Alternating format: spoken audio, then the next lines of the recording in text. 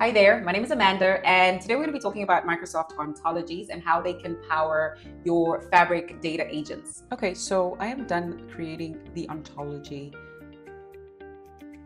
The rest of them have been created. You can see all the relationships have been defined.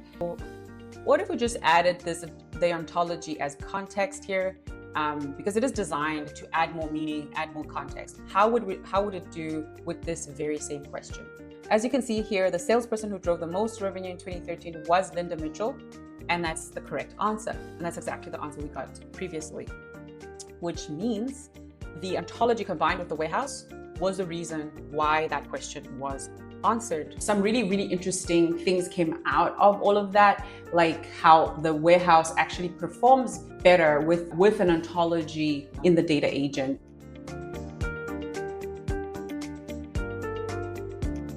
So I'm sure you've heard about data agents by now and how organizations are implementing them. A data agent is just like any other natural language interface, such as ChatGPT or Copilot. And the only difference is that it's answering questions about your data. And Microsoft is currently positioning ontologies as the thing to set up so that your data agent has a lot of context and meaning about your business. So currently, when you build out a model, most of the models that are designed more around aggregating data and making sure that that aggregation process runs really efficiently on a SQL engine or on Power BI. But ontology, on the other hand, is designed to capture and keep the meaning of your business, how your entities naturally relate to each other. All right, so let's dive in. All right, so this is the AdventureWorks data dictionary. So we're just going to focus on the sales module though. This is the ERD of the sales module. All the tables here are the direct operational tables that this fictitious company would have set up on their ERP system. So if you have an ERP system in your organization, the ERD for where the data is kept might look something like this. It's probably a lot more complex depending on the type of ERP system you have in your organization. So I'll just be looking at this data and trying to understand how the data relates. And then I'm going to decide on what entities am I going to create for the ontology.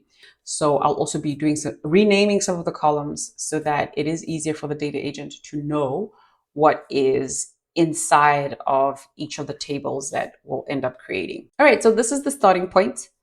Next thing is to plan. So I've already put down a couple of columns, of things that I want to think about and put down before building the ontology on Fabric. So here I'm starting out with what entities am I going to define? What relationships am I going to define for these entities, and the context of the entity, some synonyms, as well as some business rules. The fastest way to decide what an entity is to think about whether that thing is independent and has its own life cycle. Like a contract, for instance, it has, it can be drafted, it can be active, it can be terminated. It pretty much has its own life cycle, whereas an attribute is about the entity and is pretty much dependent on the entity. Some of the entities that I will be creating on the ontology here, I've also thought about what relationships each entity has with other entities. So to define a relationship here, I am thinking about what is the active verb that two entities relate each other's in. I'm being more explicit here. So an individual customer shops at a store, an individual customer resides in a territory. You can see in the sales orders entity as well, there's a lot more relationships with all these other entities. Like sales order is placed by an individual customer. A sales order can also be handled by a salesperson. It is assigned to a territory. It is priced in currency. So these are all the relationships that a sales order can have. And in terms of description, this is just a normal basic description that you can give your entity. If you don't know how to describe your entities, you can maybe meet up with some other people in your organization that have more IP around the data, and they can give you a very grounded, business-friendly definition that you can provide the AI, as well as the synonyms. It's just another way you might call something. So like for sales order, another way to refer to a sales order, you could just say it's an invoice or just an order. A customer could just be a buyer. A customer reseller could be a wholesale customer, all of these things. Okay, so this is the Lakehouse. This Lakehouse is the AdventureWorks Lakehouse. So all the tables that you see here on the ERD, those are the raw tables that I have on the Lakehouse. All of these tables, as they are, no transformation has been made. We're going to be, this is our starting point. And here's the list of all those tables. So now the next thing to do is to create a warehouse. So this is where I'll be creating the SQL statements to actually create these entities that I was showing in the Excel. So the warehouse is going to be called Ontology Warehouse. All right, so now we have it created. So now I will be creating each table using a SQL query that I've already put together.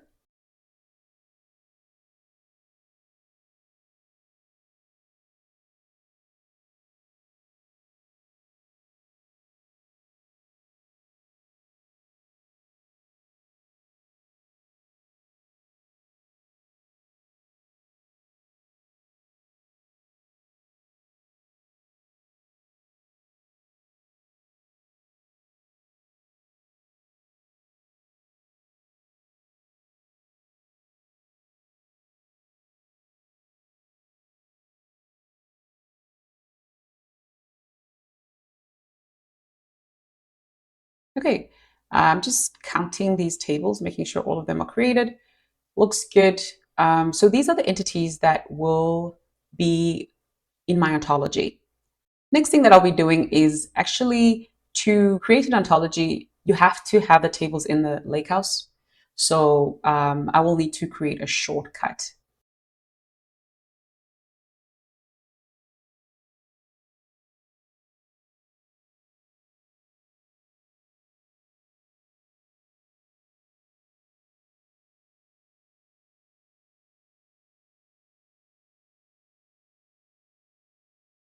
All right, so I'm creating my sales ontology.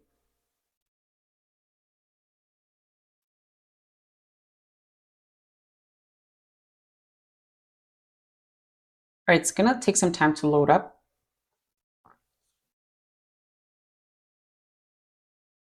All right, so my ontology has been created.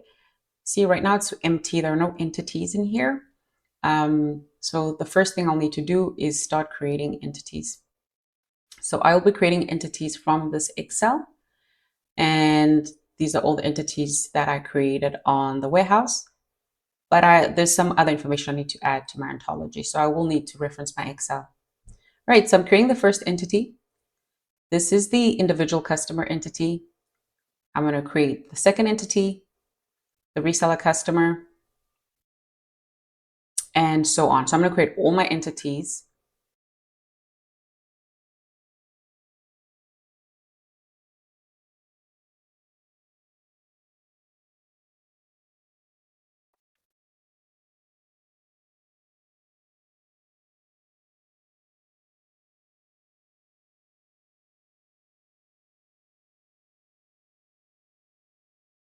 All right.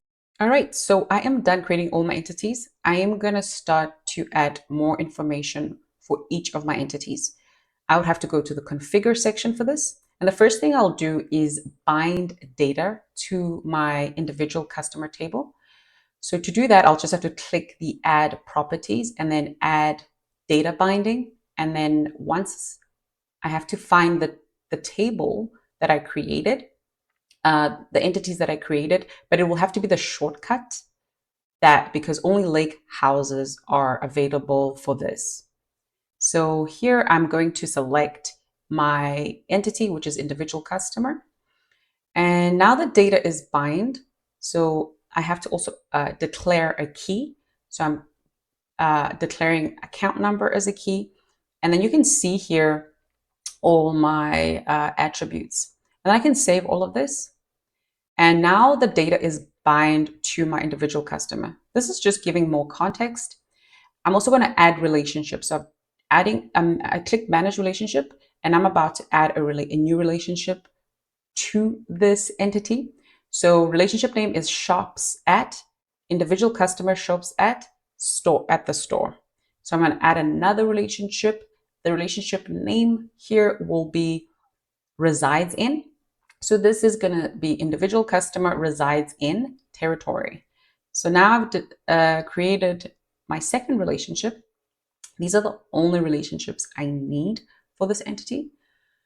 So now I'm just going to add more context. So the description that I showed earlier in the Excel, I'm just going to paste that in here. I'm also going to add the synonyms that I defined earlier. So there's only one synonym here, and it's the buyer. And then I am all done setting up this entity.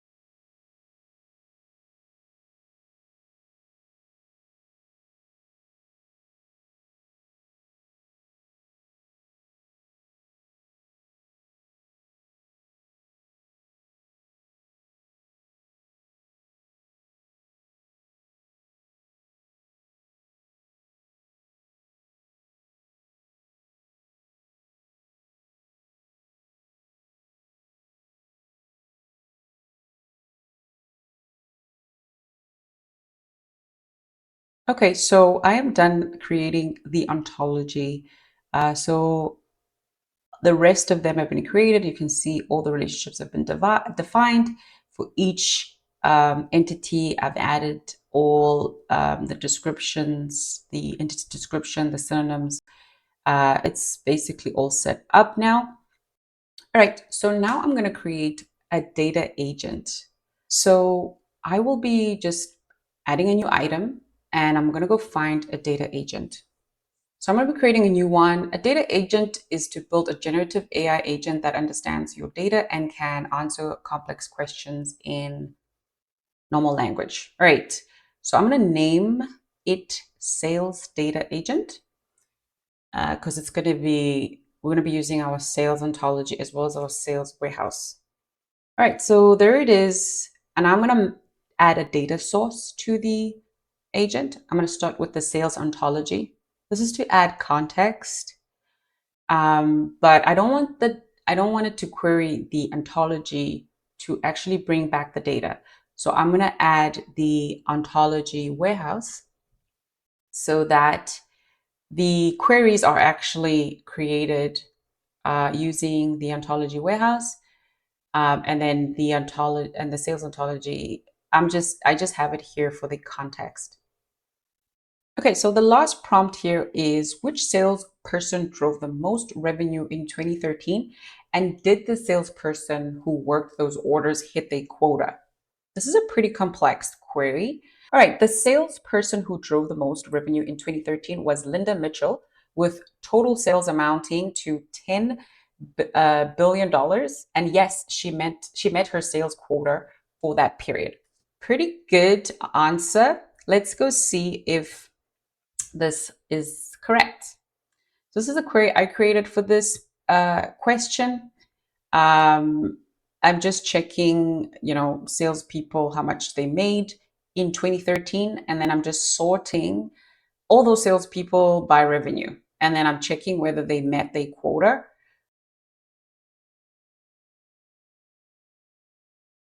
All right, so there it is, and the first person's already sorted by total by revenue. It is Linda Mitchell, and it is 10 billion, and they did meet their quota. So yeah, that was correct. Just for testing purposes, I'm going to add another data agent to only add the ontology. So I'm going to call this test ontology only. And I'm going to go ahead and create my data agent.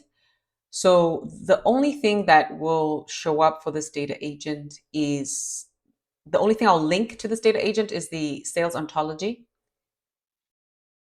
And now it's loading.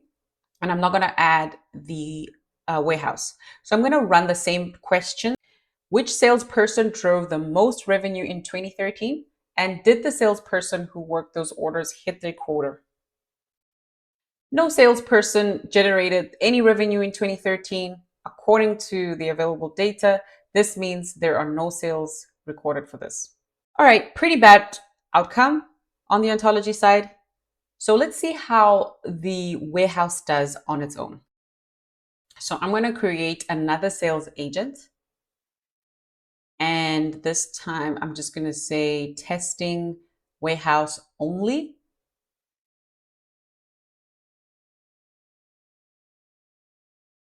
Okay, so I'm going to link the data source to the ontology warehouse. And I'm going to run the same prompts as I did before. And let's see. So it's still loading right now. It's going to load up in a second. All right, there it is. So I do need to select the tables for the agent to know how to use this data. Now for the most complex question, which salesperson drove the most revenue in 2013? And did the salesperson who worked those orders hit their quota? All right, so I see there it says no data was found regarding which salesperson drove the most revenue in 2013 and whether they made their quota. So it failed to do this. What if we just added the ontology as context here? Because it is designed to add more meaning, add more context. How would it do with this very same question? As you can see here, the salesperson who drove the most revenue in 2013 was Linda Mitchell, and that's the correct answer. And that's exactly the answer we got previously, which means the ontology combined with the warehouse was the reason why that question was answered in the previous example as well. And now we have tested that explicitly.